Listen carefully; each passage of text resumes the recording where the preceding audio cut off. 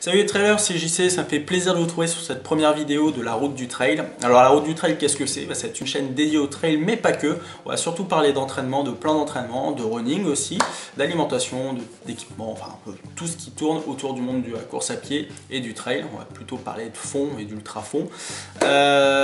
Du coup, comment amorcer un petit peu cette chaîne? Ben voilà. Le trail, c'est un peu un milieu pas particulier mais différent de la course à pied. Du coup voilà, je vous propose de découvrir un peu l'univers trail. Aujourd'hui on est vendredi, il est à peu près 8h30 du matin, on va aller prendre le petit déjeuner tranquillement. Mais voilà, ce soir on part direction la Normandie pour aller récupérer un dossard de la Radica 100. La Radica 100, qu'est-ce que c'est? C'est une course de 114 km au départ de Lillebonne qui cumule un dénivelé positif d'environ 3500 km. Le départ est donc demain à 6h et voilà, ce soir, direction la Normandie pour aller récupérer son dossard, se préparer tranquillement. Voilà, ce que je vous propose du coup c'est de m'accompagner un peu pendant toutes ces étapes de préparation et pendant toute la course. On va pas non plus faire tout un roman de cette course, mais bon voilà, c'est pour un peu découvrir l'univers trail. Voilà, je vais aller prendre mon petit déj comme je vous l'ai dit, je vais préparer toutes mes affaires, tout ça, et on se retrouve tout à l'heure pour un peu plus d'informations. Et donc ça y est, on a réussi à tout faire rentrer dans un sac et demi en fait, parce que voilà, celui-là est déjà pré-équipé pour demain. Pourquoi? Parce qu'en fait, quand on va récupérer les dossards, en général, on doit présenter un sac équipé avec la liste du matériel obligatoire. Donc voilà, le sac est équipé, il est quasiment prêt pour demain, à défaut juste que l'eau n'est pas chargée dedans. Bon, alors pour maintenant, on va préparer la voiture, on va partir tranquillement, direction la Normandie, du coup 2 heures de route, et voilà, on se retrouve donc au dossard. Allez, à tout de suite.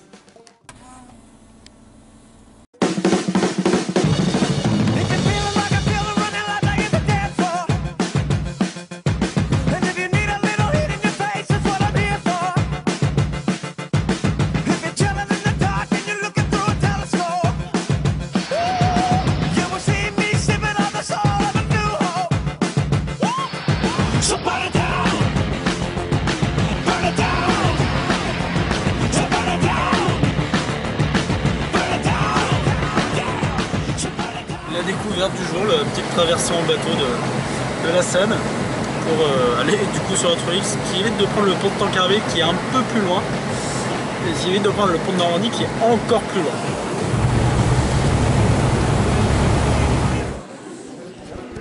Et là ça y est, on vient de récupérer le dossard, on est dans le gymnase qui servira de point de retour d'arrivée, donc dans très longtemps, c'est le point de ralliement de demain matin. Là on va aller manger des pâtes et on va surtout se faire une bonne nuit de sommeil et voilà. Donc je vous retrouve demain au petit déj et puis voilà. Mais en général on dort très mal la veille d'une course, bon on verra ce que ça donne. A plus, ciao.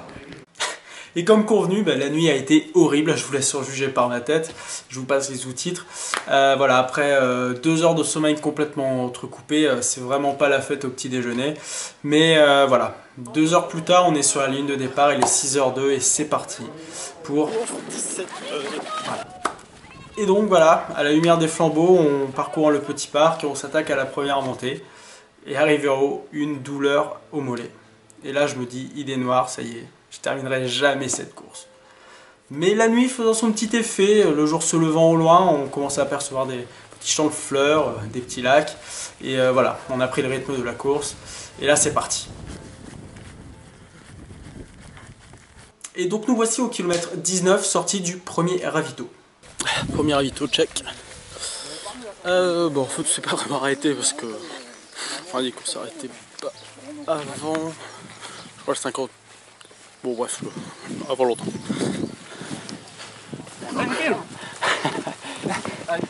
Voilà, on va drouiller un peu dans la forêt de Villequier et on attaque la grosse boucle technique du parcours, la nouvelle boucle qui fait que grimper et descendre.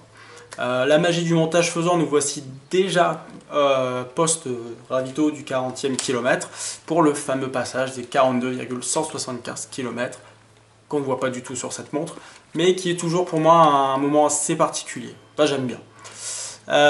Donc voilà, on reprend notre route et c'est parti pour Sainte-Gertrude. Ça déroule, le moral est bon, le groupe avance bien. Alors là c'est tout joli, mais on va aller chercher une montée apparemment qui est pas franche du tout.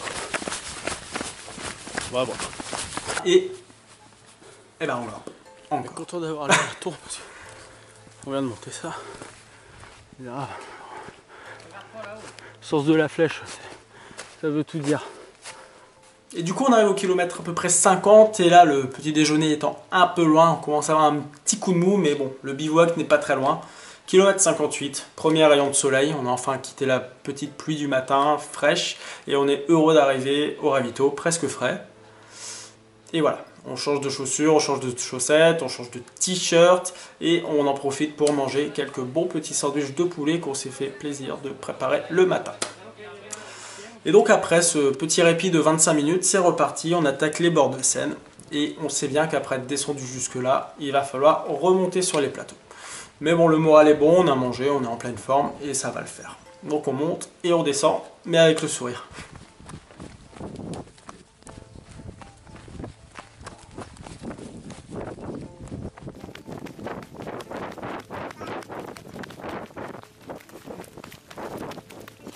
Et donc on arrive à un peu plus de 60 km et les relances ça commence à se faire un peu poussif quoi, dans la douleur.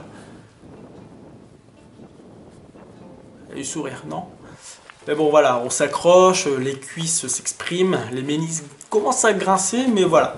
L'aventure avec le métronome Fred qui garde parfaitement le rythme est formidable. Enfin, ce mec est fantastique pour déterminer un rythme.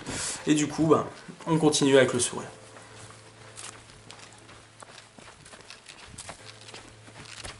Et voilà, on vient de quitter le ravito des 80 km. Petite promenade sur les hauts plateaux, plein de vent frais, mais bon, on va partir dans quelques temps à l'attaque de Tancarville et on sait que c'est pas une partie de plaisir pour les jambes. Mais bon, d'abord, histoire de se remettre en rythme tranquillement après cette pause ravito, on fait un petit peu de forêt, c'est toujours un bon moment. En plus, la vue est top.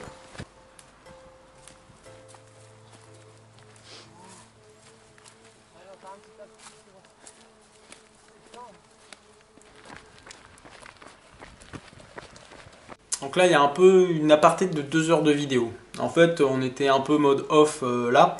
On venait de croiser le premier, on attaquait la dernière grosse boucle de 25 km avant de pouvoir rentrer à Lillebonne.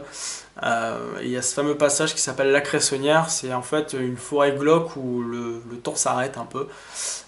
Mais bon, on s'en fout, on est des fous, on remange un peu et c'est reparti pour la grimpette quoi. Et la traversée des belles prairies pleines de vaches. Vidéo que je n'ai pas. Mais faites-moi confiance. Et nous voici déjà arrivés au kilomètre 100 et sa fameux petit panneau, si important à mes yeux, parce que ça fait 3 mois que je me préparais pour cette course, juste pour cette photo.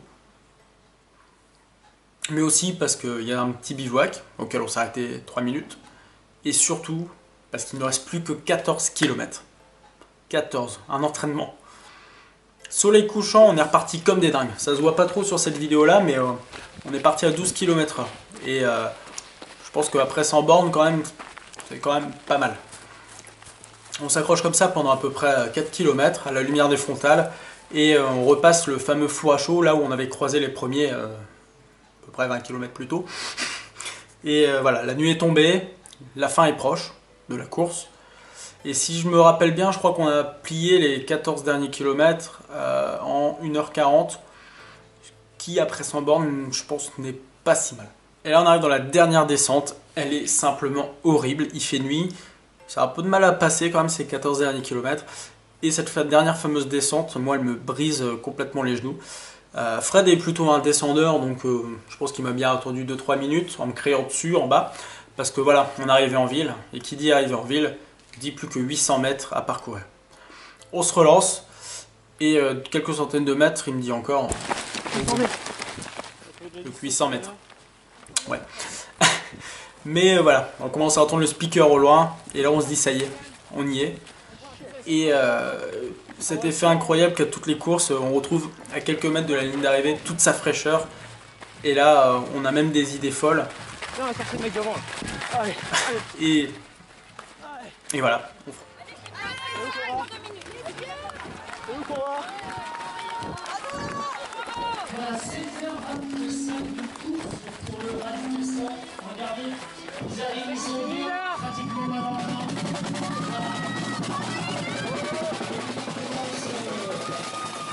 On franchit la ligne.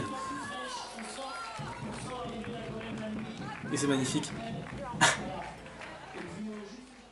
Et voilà, enfin, c'est marrant parce que on a toujours ce même sentiment de de fraîcheur au franchir de la ligne, comme si on était prêt tout de suite à repartir pour une course. Je pense pas que ce soit l'effet de la bière qui nous attend à l'arrivée ou des pas de bolo, mais c'est juste ce sentiment d'avoir accompli quelque chose d'assez fou. Et tout ça symbolisé juste dans un t-shirt, mais on s'en fout quoi, c'est l'esprit trail. Et d'ailleurs derrière, on va juste profiter tranquillement de la soirée, se raconter toutes nos aventures de course, et on va essayer de dormir. Je pense que la nuit sera beaucoup plus facile à faire là que la veille. Et voilà, je vous laisse profiter de quelques moments depuis ma poche.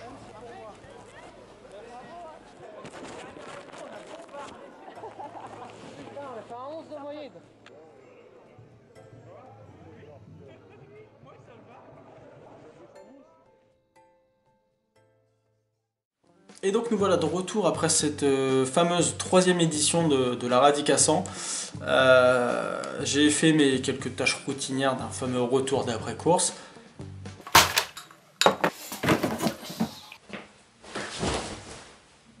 Cette édition, la 3e édition de la Radica 100, c'était du coup 114,2 km pour 3550 mètres de dénivelé positif.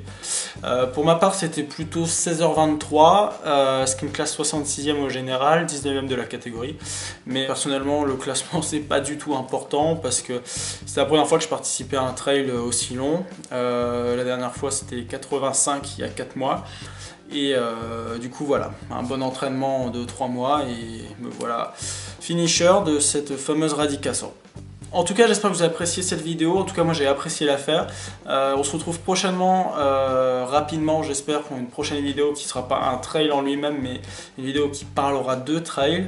En tout cas, en attendant, je pense que je vais préparer moi les Pyramides Noires, qui se déroulera fin mai. En attendant, n'oubliez pas que si je peux le faire, vous pouvez le faire aussi.